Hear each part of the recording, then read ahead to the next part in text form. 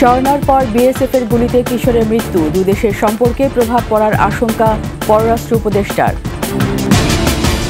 রাস্তা বন্ধ করে পলিটেকনিক শিক্ষার্থীদের বিক্ষোভ, যানজটে ভোগান্তিতে রাজধানীবাসী। আয়নাঘরে অবস্থান উন্মোচনে আলটিমেটাম, গুমের শিকারদের ফিরিয়ে দেওয়ার দাবি।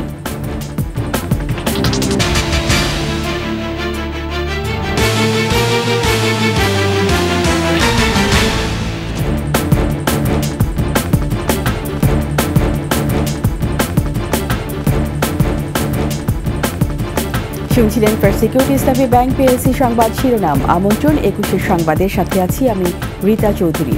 দর্শক, 21 টেলিভিশনের সংবাদ একই সাথে সরাসরি দেখতে পাবেন আমাদের ফেসবুক পেজ www.facebook.com/2124 অনলাইনে।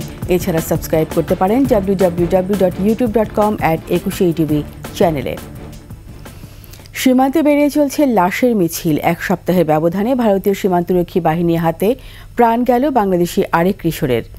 ঠাকুরগাঁওয়ের বালিয়াডাঙ্গি উপজেলার ধনতলা ইউনিয়নের কান্তিভিটা সীমান্ত এলাকায় বিএসএফের গুলিতে নিহত হয় জয়ন্ত কুমার সিংহ। গতরাতে ধনতলায় সীমান্তে ৩৯৩ নম্বর পিলারের পাশে এ হতাহতের ঘটনা ঘটে। এ সময় আহত দুজন রংপুরে একটি ক্লিনিকে চিকিৎসাধীন বলে জানা গেছে। এর আগে গত ১ সেপ্টেম্বর মৌলভীবাজারের কুলাউড়া উপজেলার লালা রচক সীমান্তে বিএসএফের গুলিতে মারা যায় কিশোরী স্বর্ণা রানী দাস।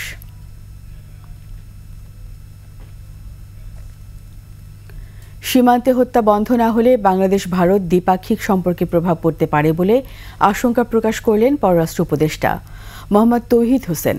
পররাষ্ট্র মন্ত্রণালয়ের ব্রিফিংয়ে সাংবাদিকদের প্রশ্নের জবাবে উপদেষ্টা আরও বলেন, এই মুহূর্তে রোহিঙ্গার প্রত্যাবাসন সম্ভব নয়। এছাড়া রাষ্ট্রপতির দ্বৈত নাগরিকত্বের গুঞ্জনটি খুবই স্পর্শকাতর বিষয় বলে মন্তব্য করেন পররাষ্ট্র উপদেষ্টা। বিস্তারিত জানাচ্ছেন সুমাইয়া খান। সামাজিক যোগাযোগ মাধ্যমে রাষ্ট্রপতি মোহাম্মদ শাহাবুদ্দিনের দ্বৈত নাগরিকত্ব নিয়ে চলছে জোর আলোচনা। মালয়েশিয়ায় তার সেকেন্ড হোম আছে বলে চলছে গুঞ্জন। এই গুঞ্জন নিয়ে সোমবার মন্ত্রণালয়ের ব্রিফিংয়ে কথা বলেন পররাষ্ট্র উপদেষ্টা তৌহিদ হোসেন। এটা রাষ্ট্রপতির বিষয়, খুবই সেন্সিটিভ। এটা যথাযথ কর্তৃপক্ষ এটা দেখুক। ফরেন মিনিস্ট্রি যদি ইনভলভ হয় শেষ পর্যায়ে গিয়ে হবে, তখন দেখা যাবে। সীমান্তে হত্যা ও বাংলাদেশ ভারত সম্পর্ক নিয়েও কথা বলেন তিনি। বর্ডার কিলিং যেটা, সেটা অবশ্যই দুই দেশের ভালো সম্পর্ক সৃষ্টির ক্ষেত্রে একটা অন্তরায়। কারণ সব ভালো সম্পর্ক তো শুধু দুই দেশের সরকারের বিষয় না, মানুষের বিষয়। একটি মানুষ যখন বর্ডারে গুলি খেয়ে মারা যায়, সারা দেশের মানুষের মধ্যে এটা রিপারকাশন হয় এবং সেটা একটা নেগেটিভ রিপারকাশন, যেটা আমরা চাই না। রোহিঙ্গা সমস্যা সহ আরও নানা বিষয় উঠে আসে ব্রিফিংয়ে। এই মুহূর্তে রোহিঙ্গা প্রত্যাবাসন সম্ভব না। এটা এক ধরনের স্টেবিলিটি, সেটা যে স্টেবিলিটি হোক, এমনকি যদি আরাকান আর্মিও ওখানে গেড়ে বসতে পারে শক্তভাবে, তাদের কোনো চ্যালেঞ্জ নাই, যদি এরকম সিচুয়েশন দাঁড়ায়, যদি তখন হয়তো একটা স্টেবিলিটি আসলে তখন সম্ভব হতে পারে। সমস্যা সমাধানে আন্তর্জাতিক সম্প্রদায় সবসময় আন্তরিক বলেও মন্তব্য করেন তৌহিদ হোসেন। যে আমরা চাই সেটা সার্বভৌম সমতার ভিত্তিতে। সুমাইয়া খান, 21 টেলিভিশন, ঢাকা। রাজধানী তেজগাঁও শিল্পাঞ্চল এলাকার 7 রাস্তা অবরোধ করে বিক্ষোভ করেছেন পলিটেকনিকের শিক্ষার্থীরা। 6 দফা দাবিতে সকাল 10টার পর কারিগরি ছাত্র আন্দোলন ব্যানারে বিক্ষোভ শুরু করেন তারা। এতে রাজধানীর অধিকাংশ এলাকায় তীব্র যানজট ছড়িয়ে পড়ে, দুর্ভোগে পড়েন অনেকে। মাহতাব মিনহাজের প্রতিবেদন। 6 দফা দাবিতে রাজধানীর 7 রাস্তা মোড় অবরোধ করে পলিটেকনিক ইনস্টিটিউটের শিক্ষার্থীরা। তাদের দাবির মধ্যে রয়েছে ডিপ্লোমা ইঞ্জিনিয়ারিং কোর্স 4 বছর মেয়াদী করা, 2021 সালের বিতর্কিত নিয়োগপ্রাপ্ত ক্রাফট ইন্সট্রাক্টরদের অপসারণ সহ কারিগরি সেক্টরে সকল শূন্য পদে জনবল নিয়োগ। সকল পলিটেকনিকের প্রিন্সিপাল এবং অধ্যক্ষ উপাধ্যক্ষ থেকে শুরু করে যারা নন টেকনিক্যাল আছে, তারা যেন দ্রুত সময়ের মধ্যে আমাদের কারিগরি শিক্ষার সেক্টর ছেড়ে চলে যায়। ডিপ্লোমা ইন ইঞ্জিনিয়ারিং ছাত্রছাত্রীদের জন্য প্রস্তাবিত 4টি ইঞ্জিনিয়ারিং কলেজ, সেই 4টি ইঞ্জিনিয়ারিং কলেজ শতভাগ সিট নিশ্চিত করতে হবে। এতে মগবাজার, মহাখালী, খামারবাড়ি, ফার্মগেট, শাহবাগ, কারওয়ান বাজার সড়কে তীব্র যানজটের সৃষ্টি হয়। ভোগান্তিতে পড়েন রোগীসহ পথচারীরা। আমার পা ভেঙে গেছে, এরকম যদি আপনারা আন্দোলন করেন তাহলে আমাদের কষ্ট হবে। আমি রিকোয়েস্ট করলাম যে আমাদের অন্তপক্ষে ছেড়ে দেন, আস্তে আস্তে কিছু লোক যারা ছোট ছোট যানবাহন নিয়ে যায় এদেরকে ছেড়ে দেন, তেনারা দেবে না। আমাদের রুগী, আমরা এখন যাইতে পারতেছি না, রুগী নিয়ে হাসপাতাল থেকে বাইরে। মাহতাব মিনহাজ, 21 টেলিভিশন, ঢাকা। সালমান এফ রহমান ও এস আলমের শেয়ার কারসাজি খতিয়ে দেখতে 4 সদস্যের তদন্ত কমিটি গঠন করেছে পুঁজিবাজার নিয়ন্ত্রক সংস্থা বিএসইসি।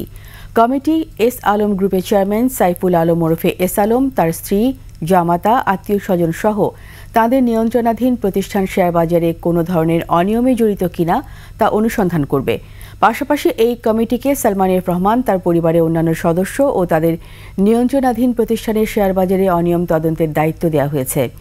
60 কার্যদিবসের মধ্যে কমিটি তদন্ত প্রতিবেদন জমা দেবে।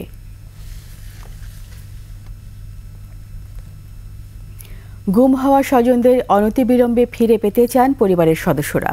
একই সঙ্গে 48 ঘণ্টার মধ্যে সকল আয়নাঘরে অবস্থান উন্মোচন সহ সাথে জড়িতদের শাস্তির আওতায় আনারও জোর দাবি তাদের। রাজধানীতে ক্রাইম রিপোর্টার্স অ্যাসোসিয়েশন মিলনায়তনে বাংলাদেশ গুম পরিবার আয়োজিত সংবাদ সম্মেলনে স্বজনহারাদের কণ্ঠে উঠে আসে এসব দাবি।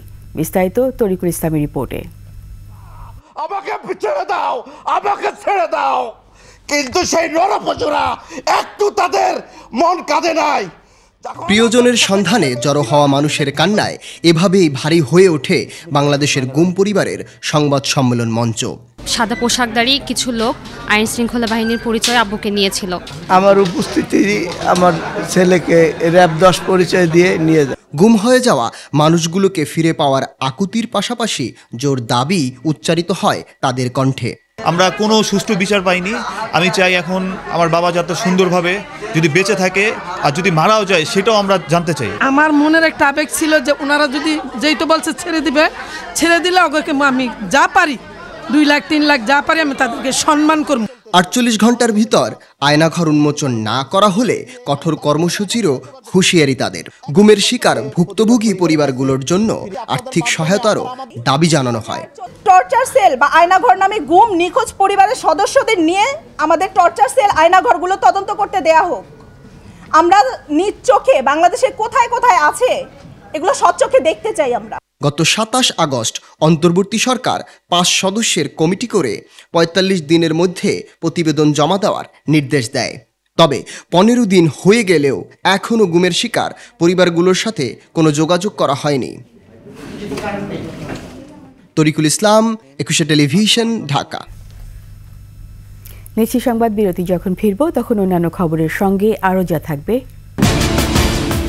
আন্দোলনে হতাহতদের তথ্য চায় ট্রাইব্যুনাল, জেলা প্রশাসকদের দেয়া হয়েছে চিঠি।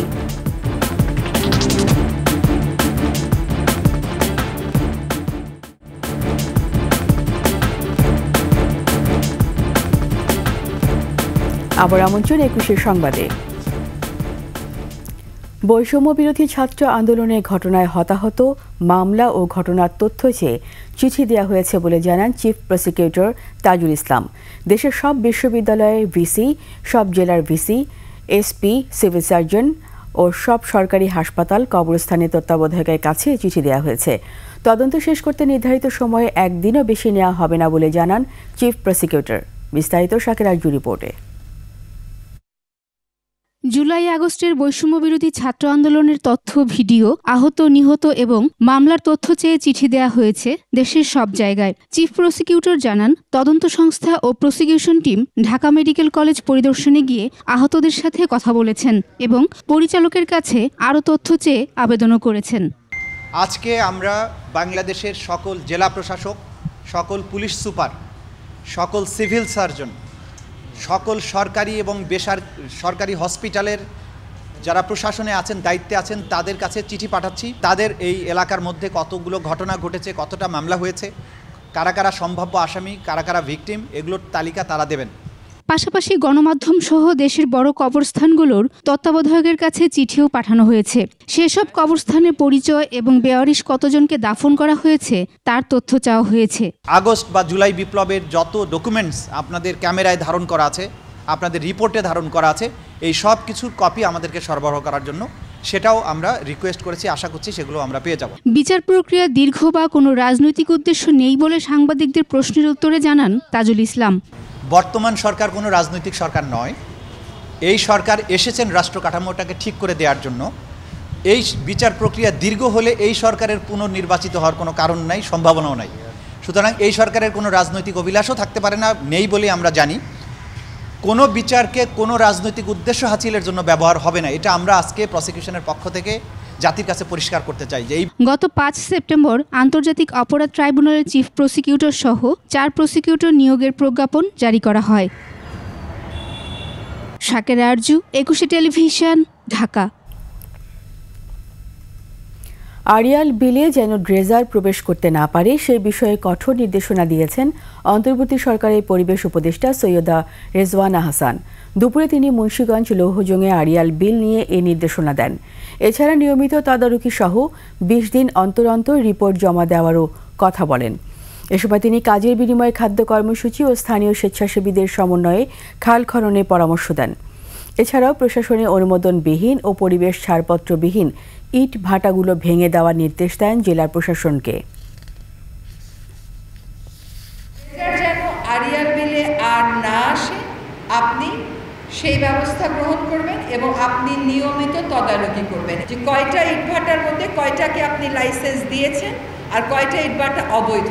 আমাদের জন্য অপেক্ষা করবেন না, অবৈধ আপনার লাইসেন্স নেই, পরিবেশের ছাড়পত্র নেই এমন ইটভাটা আপনি নির্দ্বিধায় ভেঙে দেবেন। এটা আপনার আইনি ক্ষমতা এবং আইনি দায়িত্ব।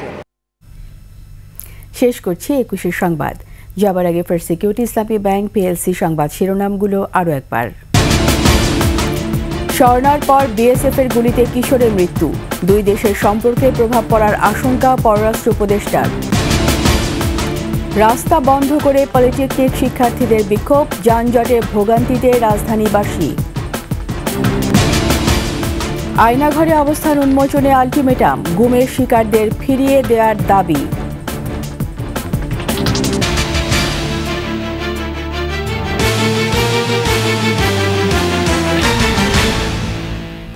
সবশেষ সংবাদ জানতে ডায়াল করুন 202 নম্বরে আর ভিজিট করুন 21-tv.com ওয়েবসাইটে। এছাড়া ভিজিট করতে পারেন www.facebook.com/2124 অনলাইনে।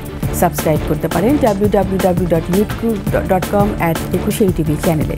এতক্ষণ সঙ্গে থাকার জন্য ধন্যবাদ। পরবর্তী সংবাদ দেখার আমন্ত্রণ রইল। 21-এর সাথেই থাকুন।